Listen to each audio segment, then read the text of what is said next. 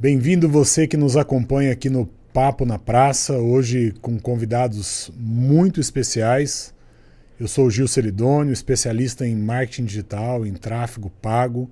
Esse é um canal que fala sobre marketing, sobre vender na internet. E hoje a gente tem o prazer de entrevistar o João e a Darla, proprietários da Fraldadinho. E, pasmem, eles têm uma indústria de fraldas ecológicas. Então, se tem uma coisa aí que você nunca pensou em pesquisar na internet, eles vendem muito, vendem de forma digital, não tem loja física, usam a internet no dia a dia deles, foram alunos de um dos meus cursos. Sim. E estão aqui hoje para contar a história da empresa, contar um pouco sobre o produto, sobre a fralda, sobre da onde saiu, por que é esse sucesso que é a fralda ecológica ou reutilizável. Aí você vai entender um pouquinho do processo. E se você está chegando agora para assistir, nós temos um treinamento completamente gratuito, disponível para todo mundo que for até o link na descrição, apertar lá e dizer eu quero. Digita lá eu quero, você vai ganhar um treinamento nosso, ensinando a colocar a tua empresa no mapa do Google e fazer anúncios no Google, de verdade. João, Darla, bem-vindos. Queria que vocês se apresentassem sem pressa, contassem a história de vocês, de chegar aqui em Campinas, de onde vieram e de como começou o negócio de vocês. Vamos lá. Obrigado, Gil. Obrigado pelo convite. Né? Vamos começar, né? Posso começar? Pode começar, quando você nasceu. Lá de trás mesmo. Quando eu tinha 3 anos. Vamos embora. Assim, a primeira coisa, acho que a se falar, né, que é um pouco peculiar, é que a gente é do Amazonas, né? Eu e a Darla de Manaus, eu sou de Taquatiara, que fica tem umas 4 horas de Manaus. Aí a gente se conheceu na faculdade, fazendo faculdade de engenharia mecatrônica lá na Estadual do Amazonas. E aí, só que a gente não era só amigo, né, naquela época. Aí passou um tempo, a gente chegou a trabalhar no distrito, eu trabalhei no Polo Industrial de Manaus como engenheiro, né, a Darla também. E aí a Darla, depois de um tempo, veio para Campinas fazer mestrado em engenharia mecânica. Daí eu soube, né, que ela estava morando aqui em Campinas e, vou lá visitar, né? Na verdade eu vinha a trabalho, vinha fazer outras coisas, mas vinha em São Paulo. Aí descobri que ela estava aqui, vou lá dar uma passada. E nessa época eu estava assim, satisfeito, né, com o trabalho lá do jeito que estava em Manaus como engenheiro lá. E eu vim aqui, conhecer a Unicamp, descobri, né, todo aquele ambiente. Queria mudar de vida, não, eu quero isso aqui para mim também. Ele vai atrás de mim. Eu fui atrás dela. Tô brincando. Não era sonho de vir para São Paulo, era sonho de achar a Darla. Nós éramos amigos. Eu vim assim, sem brincadeira, não tinha uma segunda intenção, não. Eu vim porque eu realmente achei muito legal e, claro, tinha a Darla aqui, tinha até outras pessoas que eu conhecia e eu... Quer saber, vamos lá, né? Então eu... Esse sonho de São Paulo, de metrópole, isso é real? Se eu tinha...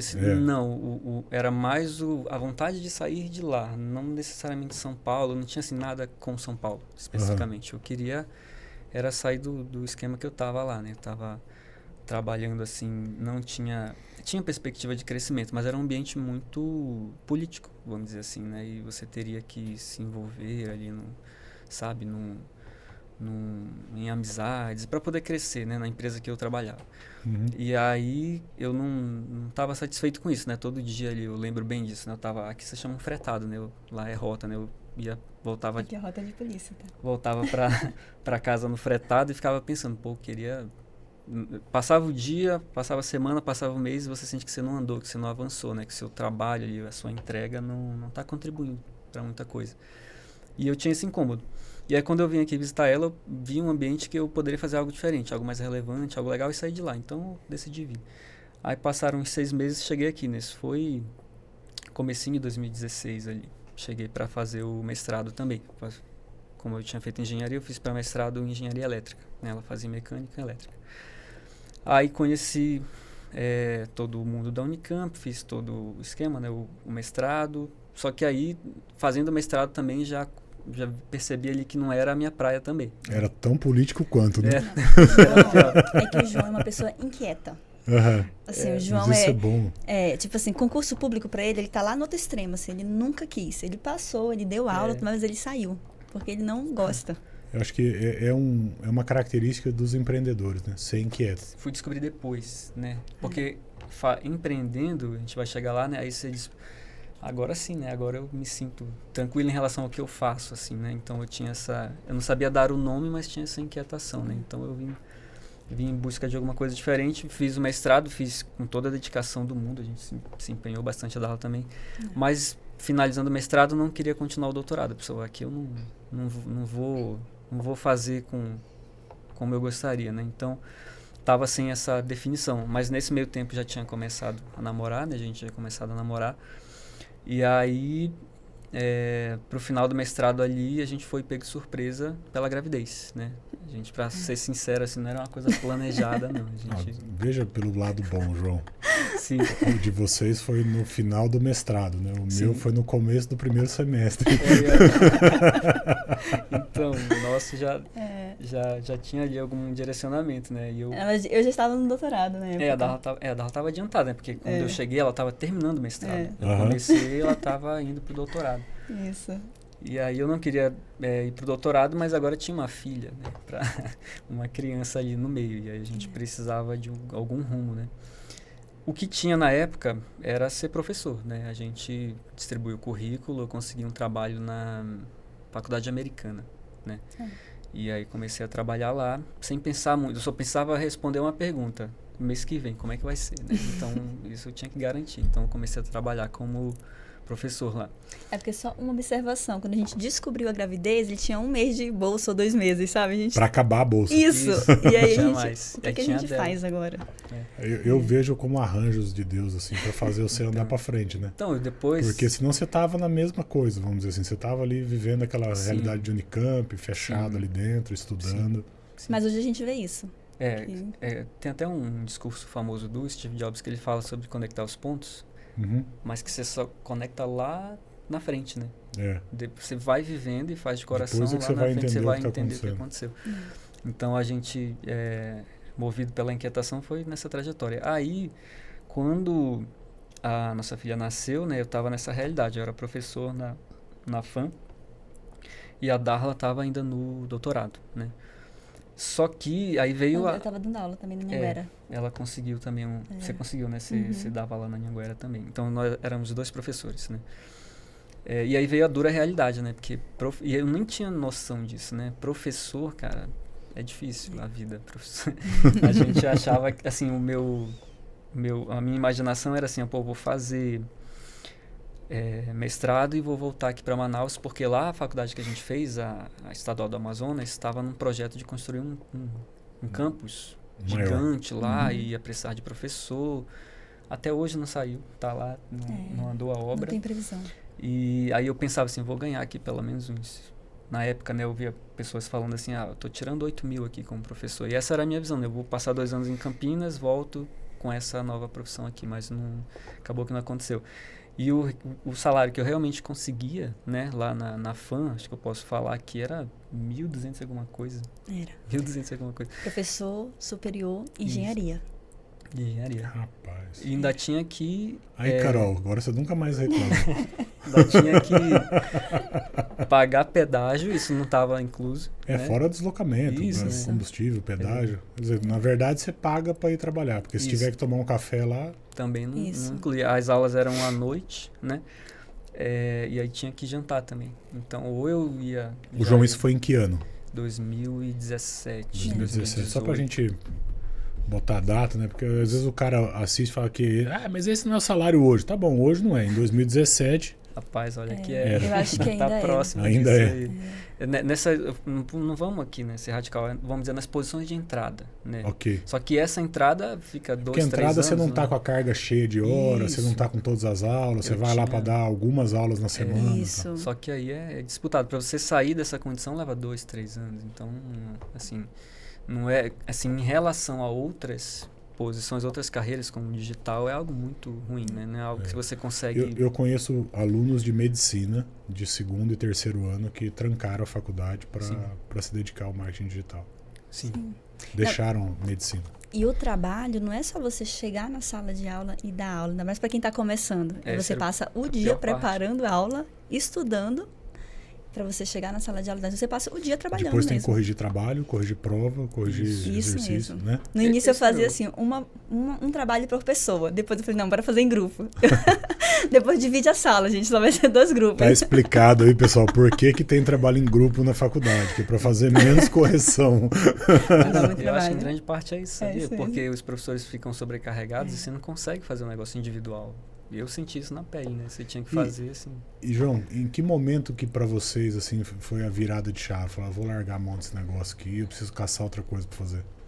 Foi ali no meio de 2018, né? Nessa época eu já tinha saído da FAM, né? Da Faculdade Americana, tinha entrado como professor substituto no Instituto Federal de Hortolândia, na área ali de eletrotécnica e tudo mais. Aí melhorou um pouquinho a situação, já estava ganhando 4 alguma coisa, né?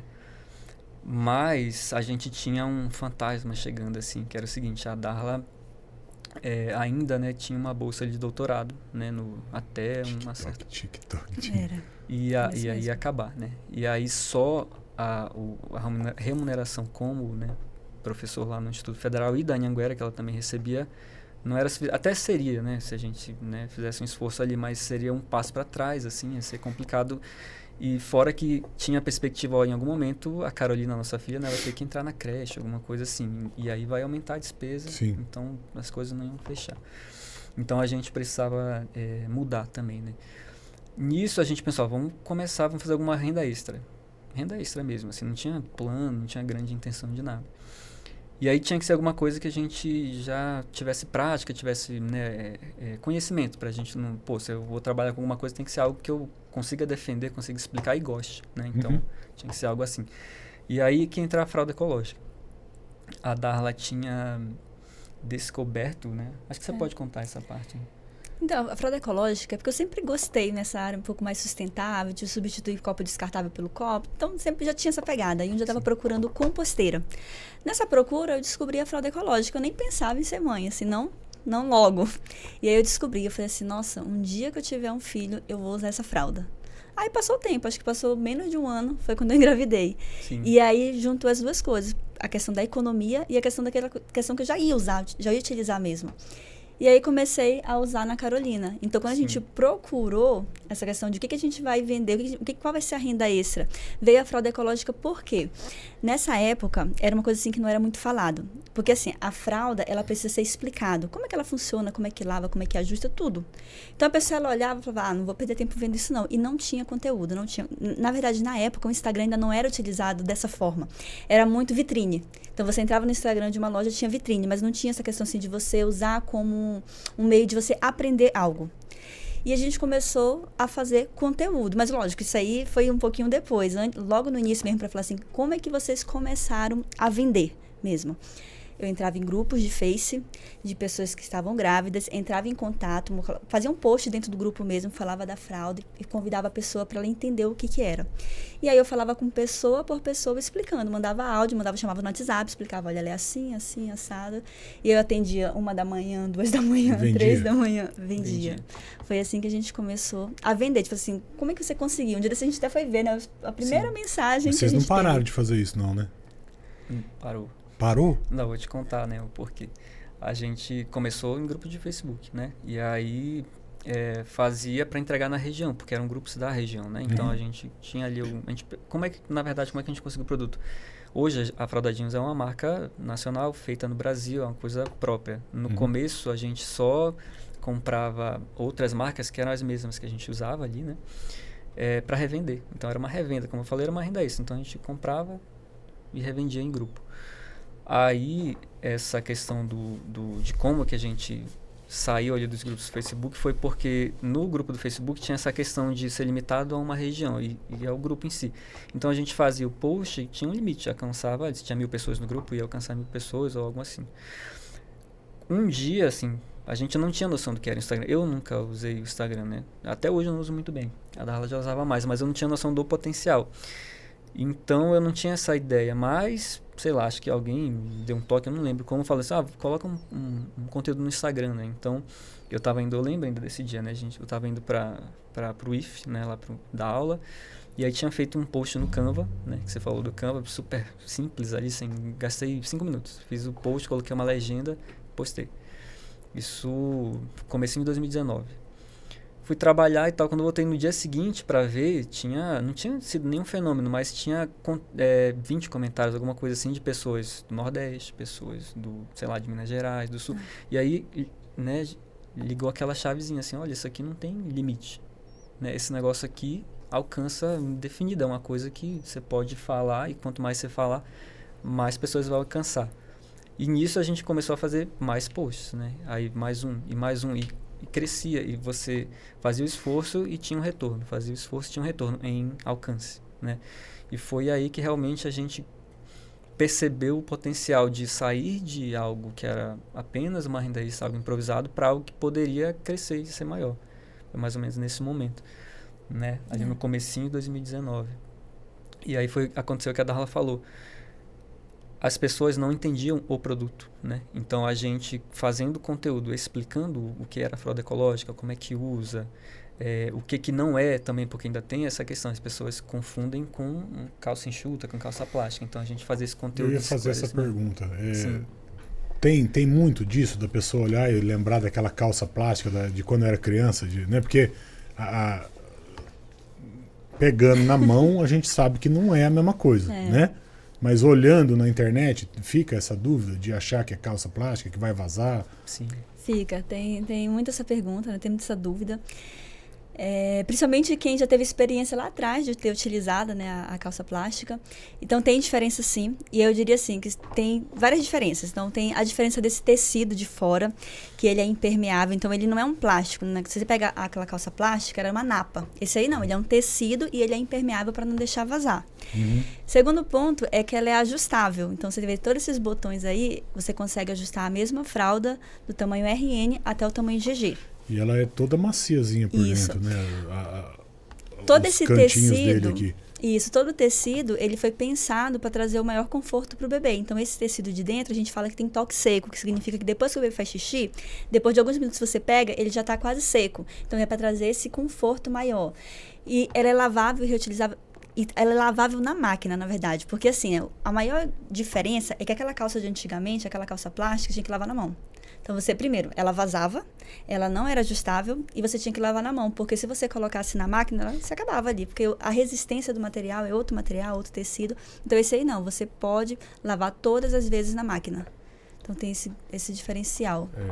Eu fico imaginando. Eu tenho uma bebezinha também, de 1 ano e 3, 1 ano e 4 meses agora. Ela usa fralda. E eu que compro, né? A Érica só manda o link do Mercado Livre, sabe? Sim. Manda o link assim e fala, vai. Acabou. Mais cedo, antes de começar o programa, a gente estava fazendo conta aqui, pessoal. Mais ou menos 6.000 fraldas, é isso? Uma criança vai usar? Até os 2 anos e meio. 6.000 fraldas. Tem crianças que ficam mais tempo. Faz a conta, você que está em casa. Ó, tem pacote de 60 fraldas, mas tem pacote de 30 fraldas. Então, é mais de 1.000 pacotes de fralda que o teu filho vai usar de quando nasce até desfraldar com 2 anos e meio. E dessa aqui, quantas?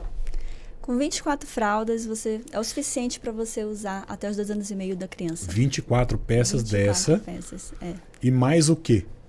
Tem também um absorvente que vem. Mas o que acontece? Quando a gente vende o kit delas, ela já vai com esse absorvente dentro. Então, a gente vende kit. Cada fralda dessa vai um absorvente.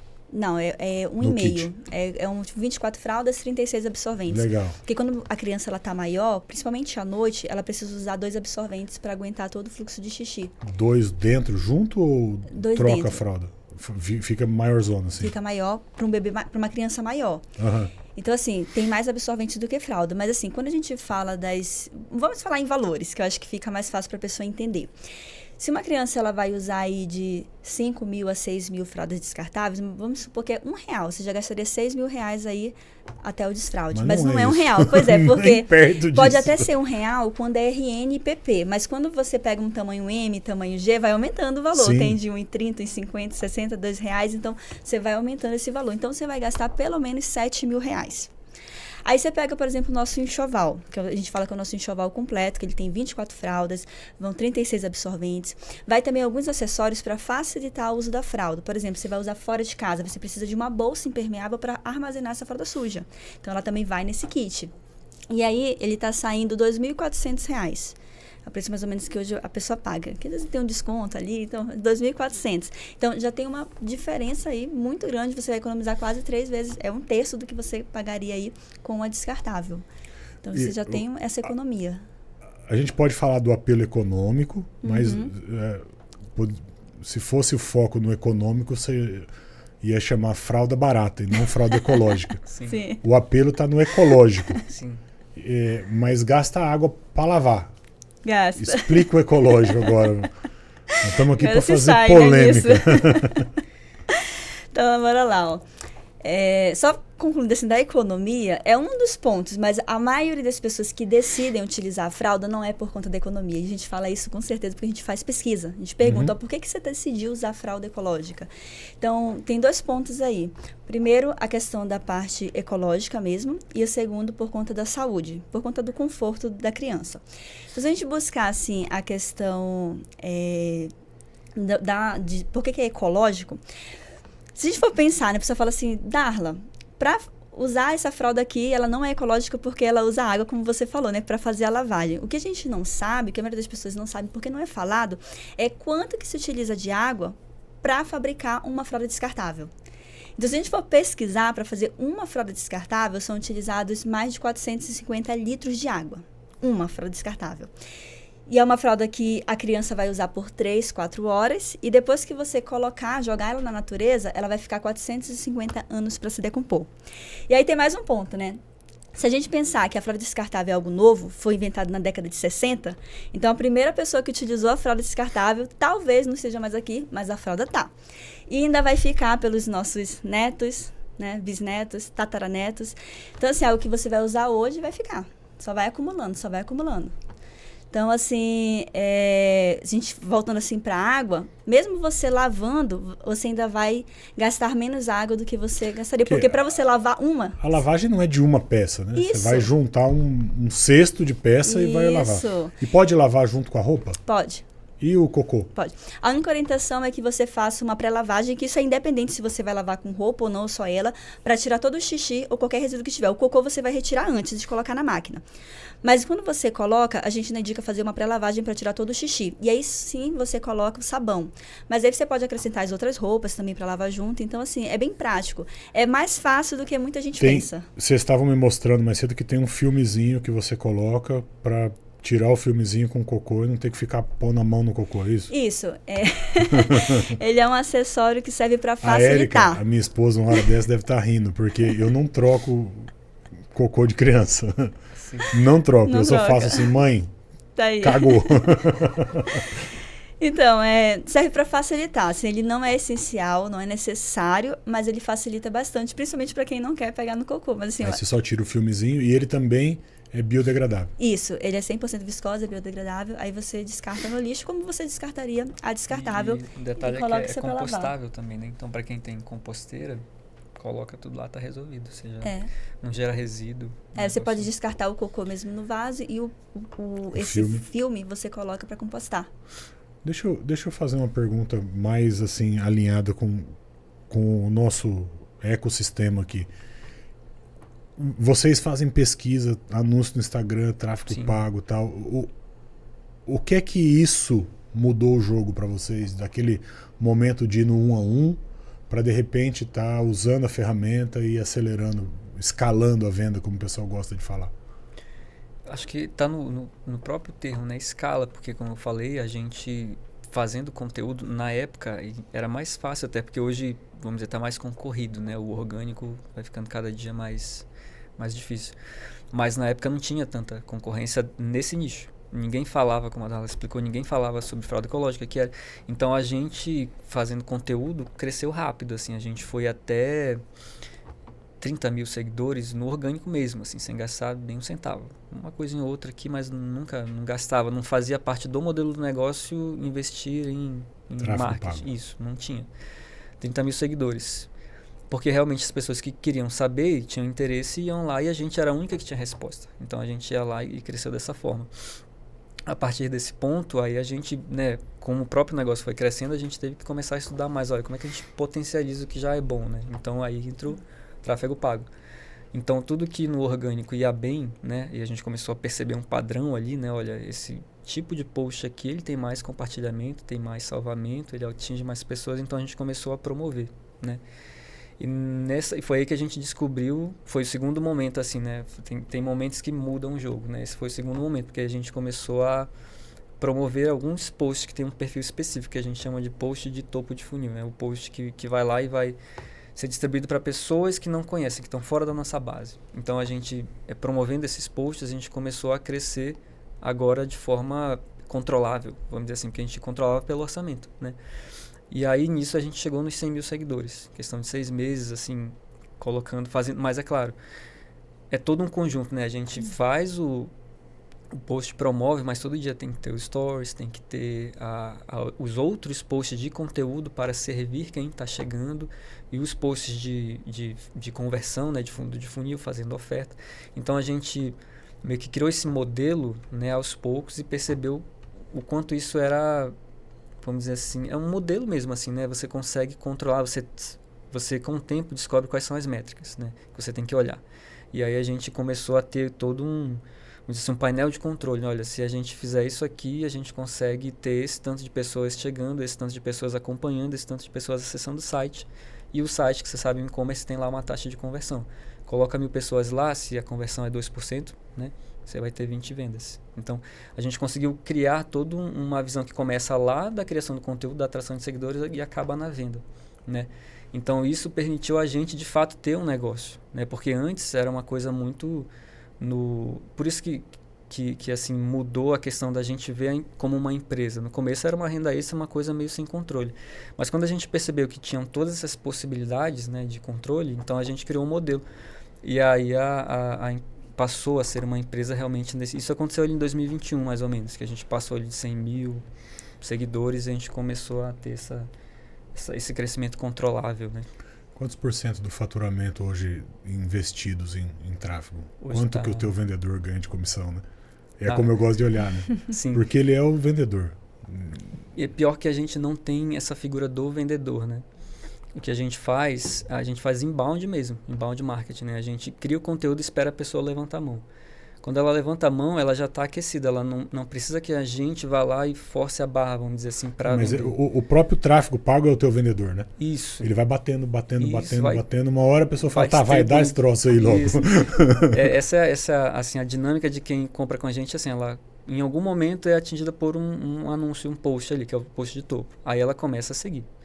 Aí ela vai ver os stories. E ela fica vendo stories 2, 3 meses. E aí, uma hora, ela vai perguntar, olha, interagir com stories, né? Fala assim, tá, quantas frases então eu preciso? Minha criança tem aqui 1 mês e essa condição, moro em tal lugar e tal. Aí a pessoa do atendimento, que não é um vendedor, mas um facilitador, vamos dizer assim, pega ela pela mão e responde tudo que ela precisa e no final dá um link. Às vezes dá um cupom. Então a gente funciona dessa maneira hoje. A gente já pensou, né, em realmente criar um processo comercial, algo mais intencional, mas ainda não conseguiu desenvolver isso. Talvez você até ajude a gente depois, mas... Mas em relação à porcentagem, é 5%. Mais do faturamento. Isso. Tá. E 2% de conversão na loja, mais ou menos, ou tá maior que isso? Hoje, a gente teve uma mudança de site recente, como eu te falei, tinha caído para 1.7 e o desejável é que fosse 2,5 indo para 3. Tá. Porque o nosso tráfego ele é bem aquecido, né? Então deve ser maior do que a média. A média é 1,5, 2, né? Então a gente deveria ter algo acima da média. Temos coisas para conversar. Mas no final vocês vão poder fazer uma pergunta, a gente inverte. Beleza. A minha bebê, ela tá com um grosseiro nas costas.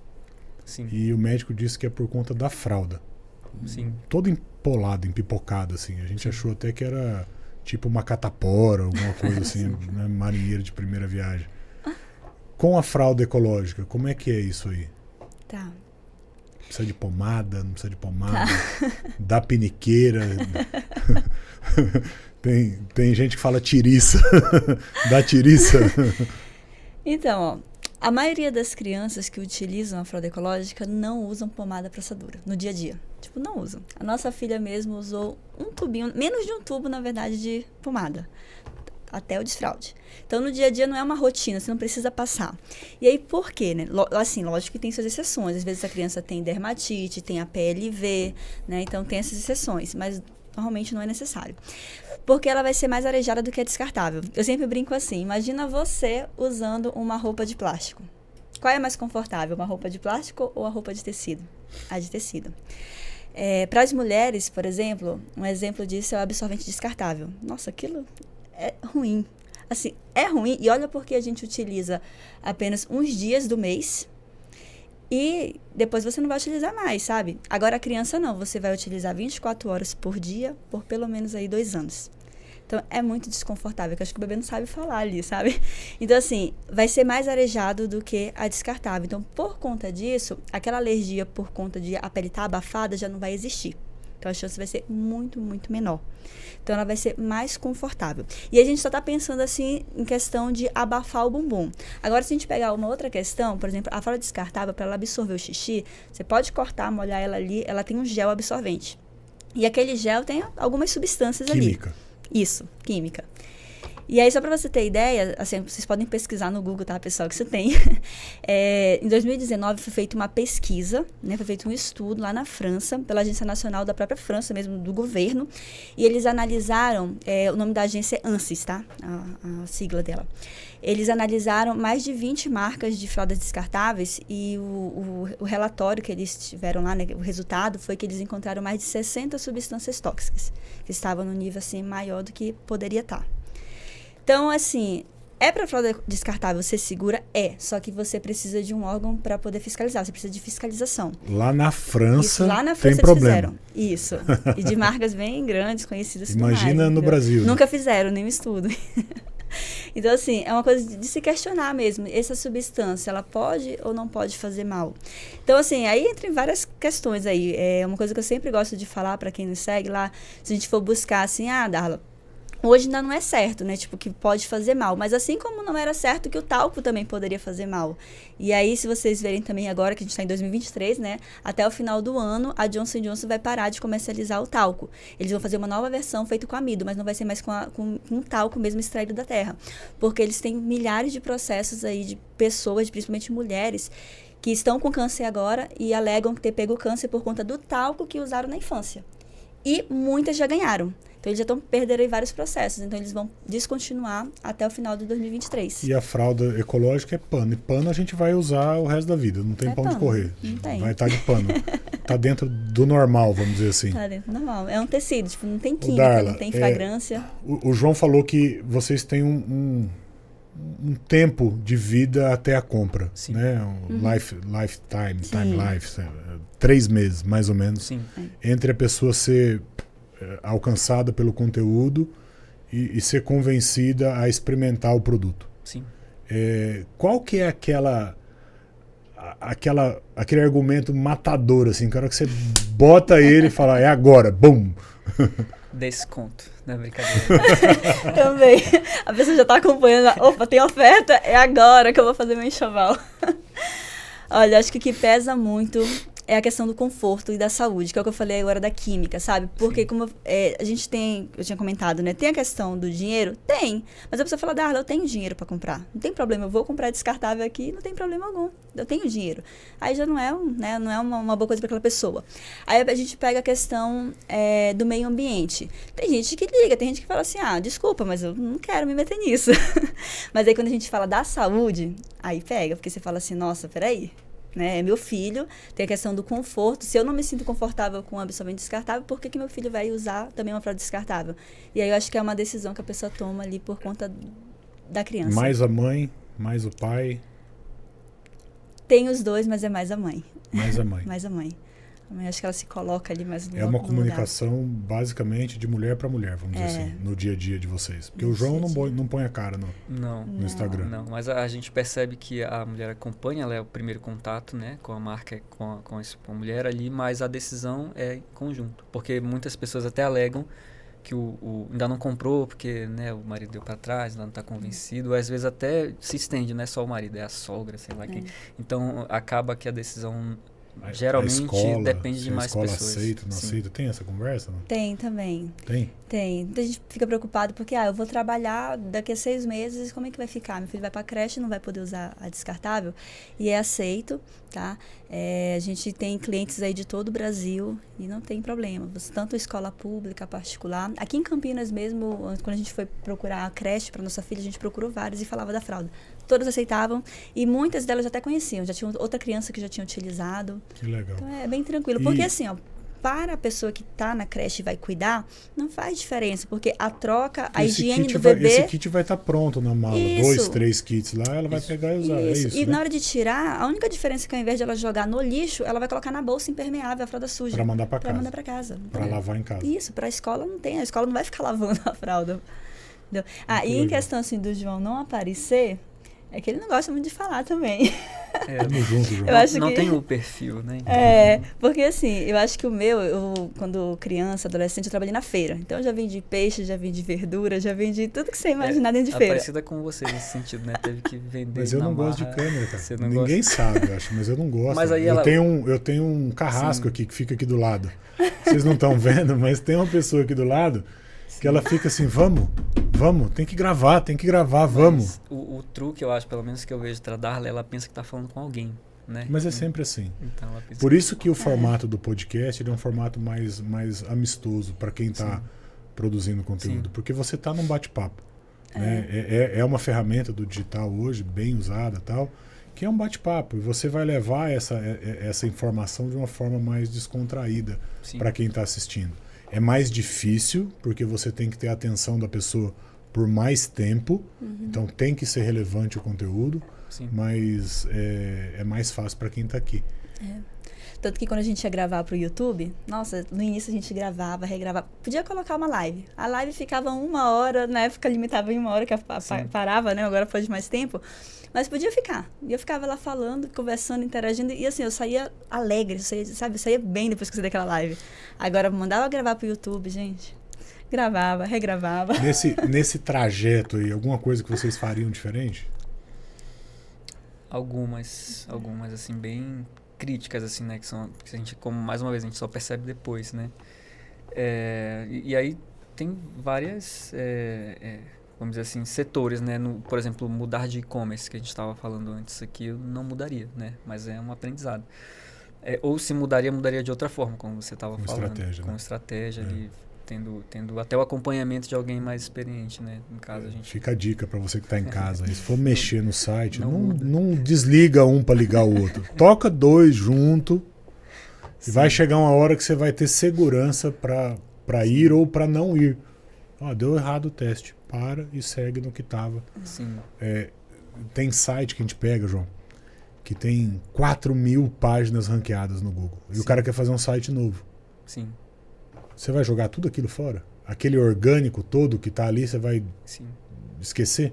Não funciona. Você tem que fazer uma transição. Aí, ok.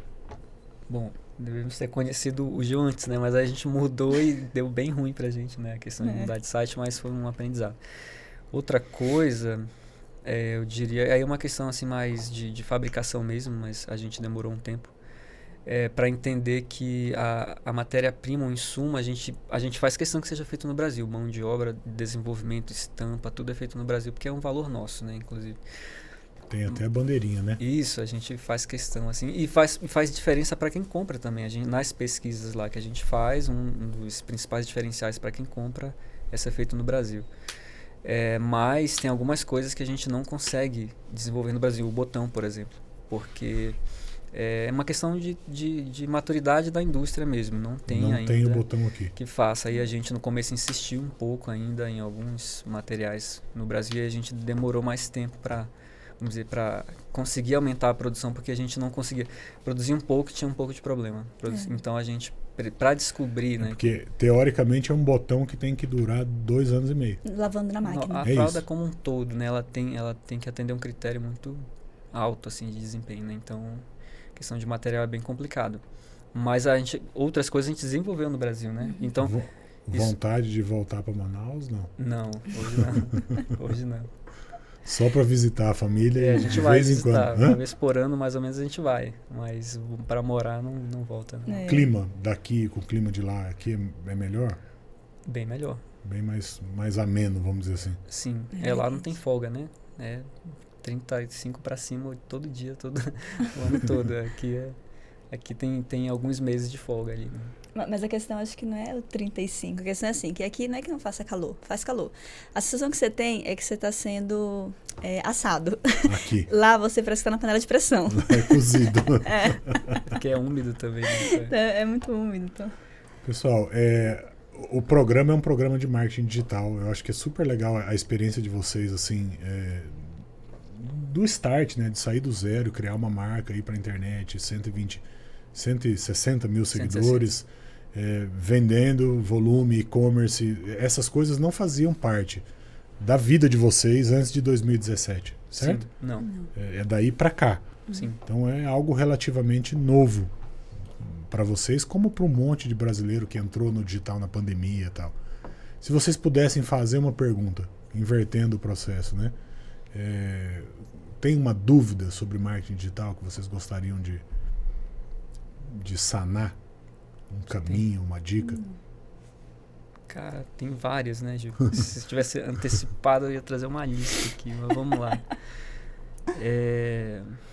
Acho que, na verdade, tem sobre marketing digital, mas uma coisa que eu vejo que você entende mais por ter mais experiência também é sobre questão de montar equipe, montar time. Porque você perguntou sobre fazer diferente, isso foi uma das coisas que mais pegou pra gente, assim, conseguir sair de uma operação que é sua, você fazendo tudo, para conseguir delegar isso, criar processos. E acho que no marketing digital também tem essa dor, né? Acho que é um problema que muita gente enfrenta hoje. Assim, você começa, né, sozinho, você descobre o marketing digital, mas em algum momento que você quer crescer, você precisa delegar, né, as tarefas ali. Para você se ocupar do que é, vamos dizer assim, o papel principal do fundador ali, né, do dono do negócio, que é pensar nos próximos passos e fazer parcerias e fazer negócio. A minha dúvida, né, para você se existe uma forma, né, de você criar processos, assim, como é que você resolve? Você delega para uma agência, você coloca dentro, como é que você faria? No caso da empresa de vocês? Também. Tudo que não for o cérebro da operação e tudo que é repetitivo tem que ser feito por alguém que não seja você. Sim. Simples assim. O planejamento estratégico é o core da coisa. Você está envolvido na construção dele, mas você constrói ele para 6 meses e alguém executa. Sim. Você só fiscaliza a execução. Entende? A minha forma de operar na minha empresa é que tudo que é repetitivo, alguém faz, não eu. Sim. Outra pessoa faz. E aí eu treino essa pessoa para executar aquilo ali. Gil, mas se você ensinar todas as etapas, ele vai ser teu concorrente, vai embora, vai fazer o que você faz. Tem isso também. Eu pensei assim por muito tempo, e aí por conta disso eu desmembrei a operação num monte de frente. Então eu tinha um especialista de site, um especialista de SEO, um especialista de rede social, um especialista de tráfego, o cara de vídeo, tudo separado. Só que daí eu vou dar um curso, e no curso eu falo de tudo, e aí tá tudo junto. E, na verdade, há 2 tipos de pessoas. E agora você vai entender a sua inquietação. Há os criadores e os copiadores. 5% da população cria. 95% da população copia. A vantagem do cara que cria é que ele está sempre criando um caminho novo. Então, o mercado muda. E o cara que tem a capacidade de criar, ele vai criar o próximo produto, a próxima fralda, a próxima embalagem, a próxima carta que vai aqui dentro para entrega, o próximo processo comercial, ele vai criar isso. O copiador, ele aprendeu a copiar você num momento da tua operação. com o botão nacional. E aí deu problema no botão. Você é o cara que cria, você já arrumou outro botão. O cara ainda está vendendo com o botão estragado. Entendeu? Então, se você é o criador, se você é o cara que tem essa capacidade de pensar o negócio, o teu tempo tem que estar dedicado a isso. A criar. Você resumiu nossa vida. Né? E tudo que é copiado do que você criou tem que ter alguém executando. Se ele vai ficar ou não vai ficar é outro ponto do negócio. As pessoas não ficam no negócio depois que aprenderam a fazer porque você é legal. Elas ficam porque faz parte do processo decisório delas ficar por questão financeira, pelo ambiente de trabalho, pela possibilidade de crescimento, por outras frentes. Então, eu tenho alguns clientes de consultoria que eu inculco na cabeça do proprietário a possibilidade dele criar sociedades. Sociedades. Porque aquele funcionário que agora é um sócio, ele vai vender e vai executar e vai fazer com uma outra pegada. Sim. Então, é como eu faço dentro da minha estrutura. A maior parte das pessoas que trabalham comigo são sócios em alguma coisa. Parte da operação ele é dono de uma partezinha dela. E aí a dedicação com que ele entrega aquilo é diferente. Sim. Talvez ele não consiga criar, mas ele é bom de execução, ele é um bom sócio em alguma coisa do processo. Então, talvez a forma de escalar o negócio de vocês seja ter bons sócios em lugares em que vocês não estão alcançando, porque a dinâmica do frete, da logística ou da língua inviabiliza. Mas o teu produto pode ser vendido no Chile, o teu produto pode ser vendido na Argentina, na Colômbia, no Peru, na Bolívia, no Canadá, nos Estados Unidos. Não há nada que impeça, não tem química, não é remédio. Sim. Não tem legislação de Anvisa, de coisa. É botar numa caixa e mandar. É uma roupa. Então ele pode ser comercializado em qualquer lugar. Agora, se você tem um sócio lá do outro lado, que vestiu a camisa e trata a empresa como se fosse a empresa dele, o estoque está lá. O frete é local. Se você mandar daqui, é um frete internacional, que talvez inviabilize a operação. Então é entender o que é criação e é com você. E o que é copiação e aí você passa para frente. Obrigado.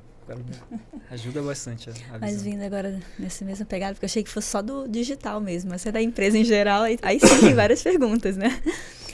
Quais são as características quando você vai contratar alguém assim que você acha importante, né? Que você não abre mão? Que é uma coisa que a gente, né, também lida sempre. Sangue nos olhos. Sangue nos olhos? É assim, ó.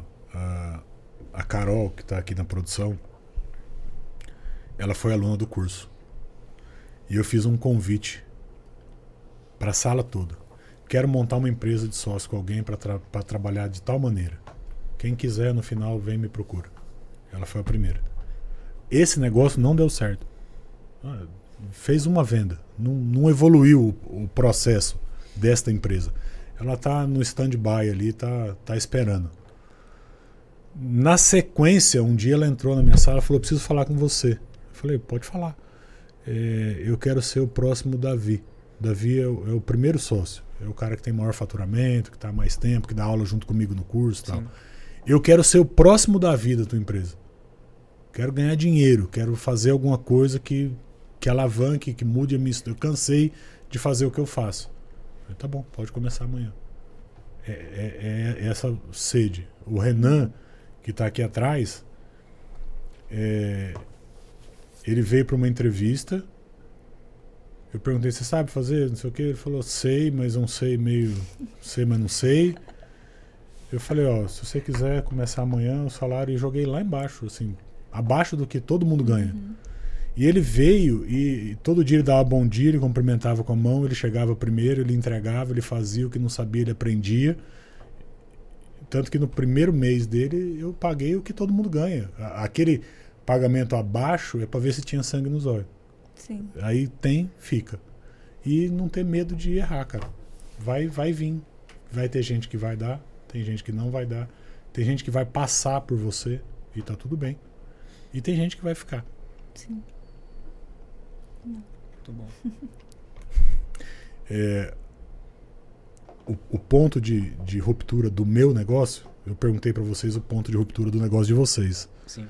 O meu foi numa reunião daquelas lá de negócios dentro da onde a gente se conheceu, na igreja. Eu levei um problema para eles. E o meu problema era assim, olha, eu estou recebendo 200 leads por dia. Sim. Eu não vou contratar CLT nunca mais na minha vida. E eu quero saber o que eu faço com isso. Como é que eu aproveito a onda? Porque estava começando a pandemia, até o cara do pastel queria ter um site. Todo mundo queria um e-commerce, um site, uma coisa. E eu recebia 200 leads por dia e não tinha como dar vazão. Eu não queria funcionário. Eu não queria abrir o que eu fazia. Não queria ensinar ninguém. Não queria compartilhar. Não queria nada. E daí daquela reunião saiu a ideia de terceirizar parte do processo. E em terceirizando parte do processo, ter tempo para pensar o negócio e achar a solução de execução, de criação de site e tudo mais. Então eu peguei o serviço de cobrar os clientes e de distribuir aqueles 200 leads que chegavam por dia para uma pessoa de fora da operação, que é o Fernando, que hoje é meu sócio na gestão aí, numa empresa de gestão. E aí o Fernando pegava o lead e jogava. Pum, pum, pum, pum, pum. Ficava fazendo uma roleta russa com o lead, não era nem automatizado. E ele tinha acesso dentro da minha conta, da plataforma, para ficar distribuindo o lead. Ele só fazia isso. Aí o vendedor pegava o lead e vendia o site, comissionado. Ele não era CLT, era PJ. E aí aquele projeto voltava para mim para escolher o modelo e botar um designer terceirizado para fazer. E aí nessa época, como abril, eu fazia 5, 6 sites por dia. Então o faturamento muda, a escala muda, os problemas mudam e as soluções também. A gente achou forma de automatizar o processo do Fernando, abriu uma empresa com o Fernando, com esse monte de gente que trabalhou durante a pandemia comigo, porque não tinha mais o que fazer. Eu tinha gente que era vendedor de calçado, controller de empresa de programação, não tinha nenhum design de site. O resto tinha o que você quisesse, fazendo site, viveu durante a pandemia fazendo site, a pandemia acabou, eles foram se recolocando no mercado de trabalho, foram saindo, ficaram alguns como design. Tem um design meu morando na Irlanda hoje, morando nos Estados Unidos, morando em Portugal, gente que fez site comigo aqui, na época ruim, e que hoje está voando, é amigo, passou. Mas a virada de chave foi abrir a caixinha e deixar outras pessoas. Mas eu fiquei com uma curiosidade. Vamos lá. No momento que você começou a contratar, a terceirizar, né, essa questão que só era você, que você pegou outras pessoas, você já encontrou, assim, de cara uma pessoa para fazer? Ou não, você testou várias? Como é que foi esse processo? Não, porque assim, você fala como se fosse muito simples. Tipo assim, não, resolvi terceirizar meu processo, peguei e tá certo. O problema que eu levei para eles era de arrumar tempo na minha operação por conta desses 200, imagina pessoal, 200 leads para tratar 200 leads por dia. Ocupa muito tempo. Eu ficava só fazendo isso. Sim. Só mandando lead. O Fernando, ele já existia como amigo há 12 anos, networking. Ele era gerente financeiro numa empresa que eu era gerente comercial. E ele tinha uma empresa de terceirização de BPO financeiro, pequenininha, que era o negócio dele, que trabalhava só ele. E é alguém com quem eu trocava muito e mandava cliente para ele. Eu estava sempre mandando cliente para ele atender. Num determinado momento, que teve essa reunião, falaram de terceirizar, o Fernando me liga para ir na minha casa para ter um aconselhamento lá, para bater papo de negócio. Fazer um bate-papo assim. E quando ele chegou lá para conversar, é como se tivesse acendido uma luz. Eu falei, esse é o cara que vai ficar soltando lead para mim. Porque é alguém que eu confio, que eu já trabalhei com ele, que ele vai entrar lá na minha conta e vai compartilhar os leads e não vai querer fazer o que eu faço, porque ele já tem o negócio dele. Então, o Fernando, eu contratei o Fernando para fazer uma tarefa antes do Fernando ser meu sócio na empresa, na TBW, que é a empresa de terceirização hoje. Ele virou sócio 1 ano e pouco depois, quando eu entendi que eu ia precisar ter uma empresa dessa para fazer a gestão dos negócios em que eu tenho participação. Então aí eu virei para ele e falei, tem 2 opções. Ou viro teu sócio ou viro teu concorrente, você pode escolher. E aí a gente acertou um jeito lá dele de ser sócio e de seguir com ele. Mas as pessoas vão aparecendo. E óbvio, eu botei vendedor de pastel para fazer site. Teve uns que deram certo, outros que não deram certo. Sim. Né? Teve gente que trabalhou comigo que foi fazer o que eu fazia. Virou concorrente no mês seguinte. Num momento da história, eu falei, eu vou franquear. Aí montei lá o plano de franquia e marca não sei o que e tal. E montei a franquia, vendi a primeira para um cara íntegro. Foi lindo. A segunda franquia, a pessoa, na hora que assinou o contrato, virou para mim e falou, mas depois que eu aprender, eu não vou precisar ficar aqui com você, né? Eu falei, não vai precisar não. E rasguei o contrato. Não tem negócio, pode ir embora. E joguei fora o contrato. Sim. Então vai ter todo tipo de gente. Não tem como evitar.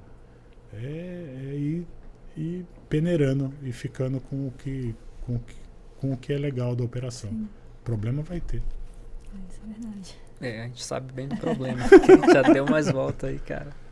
É difícil achar. Eu acho que a pergunta é de todo mundo, como eu falei, né? Porque quando tava só entre nós dois, né? A empresa, até 2021. Aí aconteceu aquilo da gente encontrar o modelo escalável de divulgação. Aí, nesse ponto, entra outras pessoas, além da gente. E aí começa outra história, outra fase, que é tirar a empresa dos ombros aqui, né? Você fazer tudo e criar processos para as pessoas fazerem, e você apenas, como você falou, ver se está sendo bem feito, né?